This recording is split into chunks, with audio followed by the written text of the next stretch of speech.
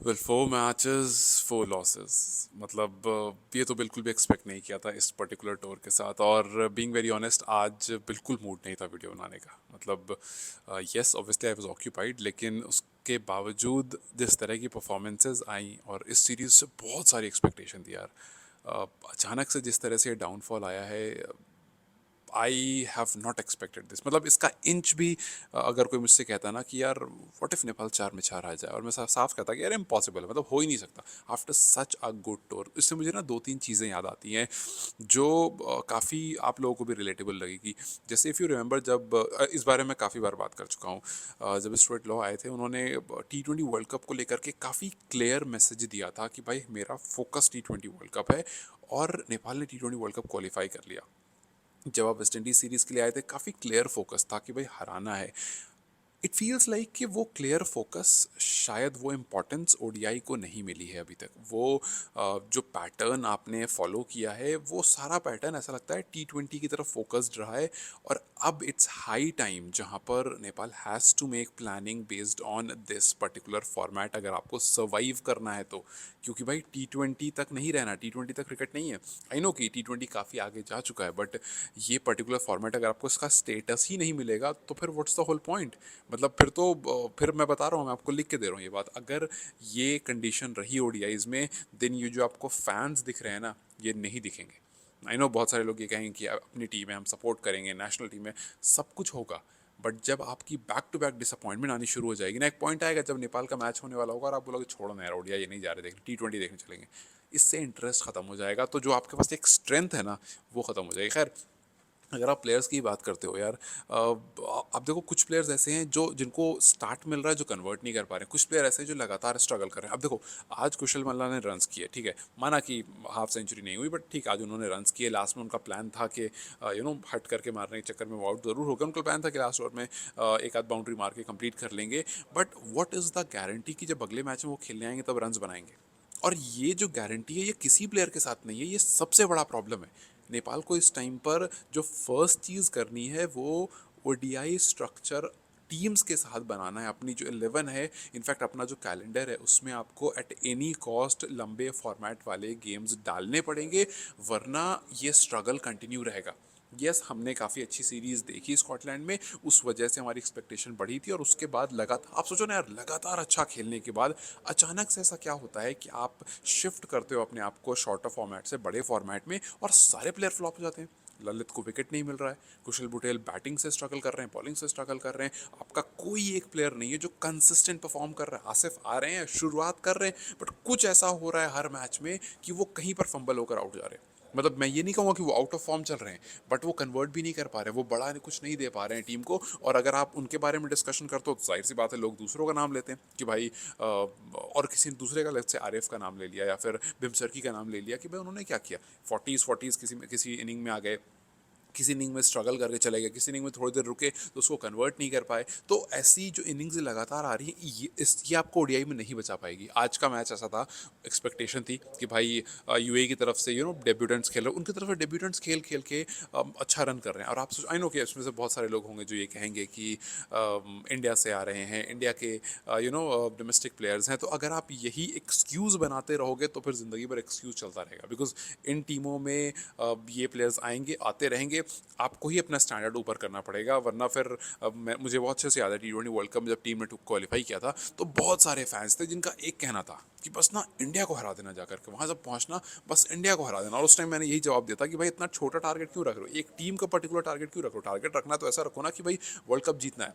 अब सब हंसने लगे कि यार वर्ल्ड कप जीतने की कहाँ बात कर रहे हो। तो वही बात है ना, जब आप टारगेट ही छोटा रख रहे हो कि यार वो इंडिया की डोमेस्टिक टीम से आ रहा है इसलिए वो खेल रहा है, तो भाई आपका टारगेट ही जब फला टीम की डोमेस्टिक प्लेयर से अपने आप को कंपेयर नहीं हो पा रहे हो तो फिर तो आगे का तो कोई मतलब ही नहीं बनता। अब देखो इस टाइम क्या होगा, ये खत्म हो गई सीरीज, अब सारा फोकस शिफ्ट हो जाएगा एनपीएल पर, जो कि ठीक है, होना भी चाहिए। और जिस तरह से T20 नेपाल ने खेला है, वेस्ट इंडीज़ हराया, T20 वर्ल्ड कप क्वालिफाई किया, हमने इस बारे में बात की थी कि एनपीएल सेलिब्रेट किया जाएगा। क्योंकि अगर आपने शॉर्टर फॉर्मेट में इन टीमों को हरा दिया और अगर आपने क्वालिफाई कर लिया तो NPL will be like a festival. होगा festival of Himalayas, definitely it will be. लेकिन इस ओडीआई सीरीज ने सबको डरा दिया है। इनफैक्ट जब मैं बात कर रहा था एंड्रू लेनर्ड से उस इंटरव्यू में, अगर आपने वो इंटरव्यू देखा होगा, तो वहाँ पर उनकी भी ये प्रिडिक्शन नहीं थी कि 4-0 हो जाएगा। मतलब एवरी वन वॉज एक्सपेक्टिंग, चाहे वो नेपाल को सपोर्ट करता हो या ना करता हो, रीसेंट नंबर्स को देख करके एवरी वन वॉज एक्सपेक्टिंग कि यार नेपाल विल मेक इट। मतलब माना कि यस यूएस अच्छी टीम है, स्ट्रॉन्ग टीम चल रही है, तो उससे शायद शुरुआत वाले मैच हार जाएगा, लेकिन उसके बाद वो मोमेंटम पकड़ लेगा and then they will make it, क्योंकि हमने स्कॉटलैंड में ये होता हुआ देखा था। तो एवरी वन वाज लाइक यार यूएई है, यूएई इतनी डिफिकल्ट पिचेस नहीं होती हैं जहाँ नहीं खेल पाओ आप, और काफ़ी हद तक आप ज़्यादा कंफर्टेबल रहोगे यहाँ जितना आप स्कॉटलैंड में थे उसके कंपैरेटिवली। लेकिन ऐसा कुछ भी नहीं हुआ। हर मैच में मोरलेस सेम ही फॉर्मूला हमें फॉलो होता हुआ दिखा, सेम पैटर्न फॉलो होता हुआ दिखा है। आप शुरुआत करते हो, आपकी एक आध अर्ली विकेट गिर जाती है, फिर एक छोटी सी पार्टनरशिप आने की कोशिश होती है, वो पार्टनरशिप जैसे ही लगता है कि यार हाँ बड़ी होने वाली है, एक फंबल होता है, विकेट गिर जाती है, फिर दूसरा प्लेयर आता है, चाहे तो वहाँ पर कोलैप्स होता है, और नहीं तो वहाँ पर फिर एक आध विकेट फिर गिरती है, और फिर धीरे धीरे वो 20, 30, 40, 50 रन की पार्टनरशिप आएगी जाएगी आएगी जाएगी, और इवेंचुअली 200 के आसपास पहुँचते पहुँचते ऐसा लगता है कि यार अगर नीचे से किसी प्लेयर ने रन्स कर दिए तो ठीक है, नहीं तो वो 220, 230 पर इनिंग जो है वो समाप्त हो जाएगी। तो ये एक पैटर्न सा रहा पूरे ही 4 मैच की सीरीज में, और यही होता आया। और फिर रनआउट्स एकदम अचानक से कहीं पर रनआउट हो जाएगा, वहाँ पर वो प्लेयर रनआउट हो जाएगा जो आज आयरी कैसे रनआउट हो गया, मतलब बैट फंसा रनआउट हो गए। हर मैच में कुछ ना कुछ फंबल्स हो रहे हैं, हर मैच में टीम का कोऑर्डिनेशन नहीं हो रहा। ओडीआईज में ऐसा हो रहा है, शॉर्टर फॉर्मेट में होता, समझ में आती है बात। सो यस, बहुत सारी चीज़ें हैं जिसको देखने और समझने की ज़रूरत है कि भाई क्यों ऐसा हो रहा है। ललित स्ट्रगल कर रहे हैं, जो कि he has been performing well. अभी आप कुछ टाइम पहले देख लो तो, and I am very sure कि जब एनपीएल शुरू होगा दोबारा से परफॉर्मेंसेज अच्छी आने लगेंगी। लेकिन यहाँ पर सबसे बड़ी प्रॉब्लम जो नेपाल के साथ है, जिसके बारे में हमने काफ़ी बार बात की है, कि यार कंसिस्टेंट नहीं है प्लेयर्स। कोई भी प्लेयर ऐसा नहीं है जिस पर आप आंख बंद करके कह दो कि यार अभी ये फॉर्म में। अगर आप कहोगे आज कि यार कुशल मनन रन्स कर दिया ना, अब ये फॉर्म में, वो अगले 3 मैच में डक पर आउट हो सकते हैं। मतलब there is a good possibility. अगर आपने कहा कुशल पटेल बहुत अच्छे रन से चल रहे हैं, he is doing very good, कुछ ऐसा होगा, कुछ ऐसी मिस्टेक होगी, 2-3 मैच फंबल और फिर फॉर्म खराब। तो ये क्यों हो रहा है प्लेयर के साथ कि भाई एक मैच में सेंचुरी लगाने के बाद अगले मैच में वो प्लेयर कॉन्फिडेंट नहीं दिख रहा है? ये एक बड़ा सवाल है। या फिर टीम कॉन्फिडेंट नहीं दिख रही है, ये एक बड़ा सवाल है। और अगर आप 30-30, 20-30, 40 कर रहे हो, तो वो कन्वर्ट क्यों नहीं हो रहा है, ये एक बड़ा सवाल है।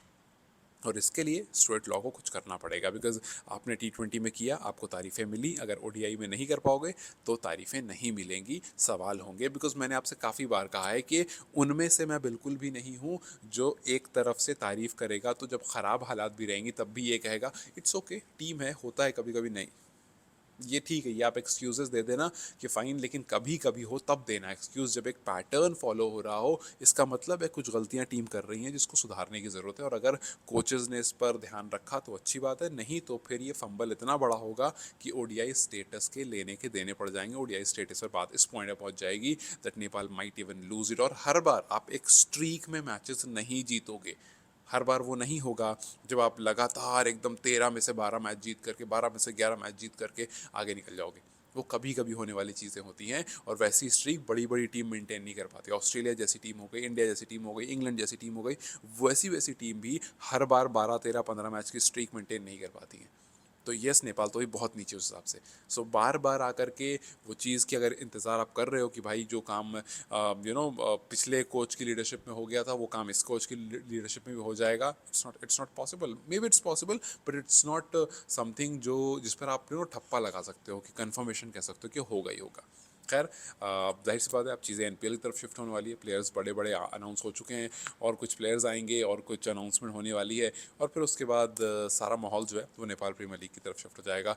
तो ओडीआई को लोग शायद फिर से एक बार भूल जाएंगे। खैर चलो, देखते हैं कि ओडीआई को जो आप याद करते हो, क्या आप इस 11 के अलावा और प्लेयर की तरफ अब देखने का सोचोगे कि यार अब हमें उन प्लेयर्स को शायद मौका देकर देखना चाहिए जो हमें लगता है कि लंबे फॉर्मेट के प्लेयर हो सकते हैं। आपको नाम बखूबी पता है। तो अब देखना ये होगा कि एनपीएल के बाद जब टीम देखेगी तो क्या कुछ नया सोचने का प्लान है, या फिर इन्हीं प्लेयर्स के साथ आगे बढ़ने का प्लान है कि नहीं भाई, ये वाली तो हम पूरी सीरीज़ जो आने वाली ओडीआई सीरीज़ होगी वो हम इन्हीं प्लेयर्स के साथ 2026-27 जब भी होगा लास्ट, तब तक हम ऐसे ही खेलते रहेंगे। आई थिंक के चेंजेस की ज़रूरत है, माइंडसेट की ज़रूरत है, जो हमने T20 में चेंज होते हुए देखा और रिजल्ट भी आते हुए देखा। खैर, how do you see this, how do you take this entire series, मुझे कमेंट सेक्शन में ज़रूर बताएं। एंड ऑनेस्टली मेरा मन नहीं था कि मैं इस पर बात करूं, बट बात तो करना बनता है। खैर, anyways, you guys take care, I will see you very soon, bye.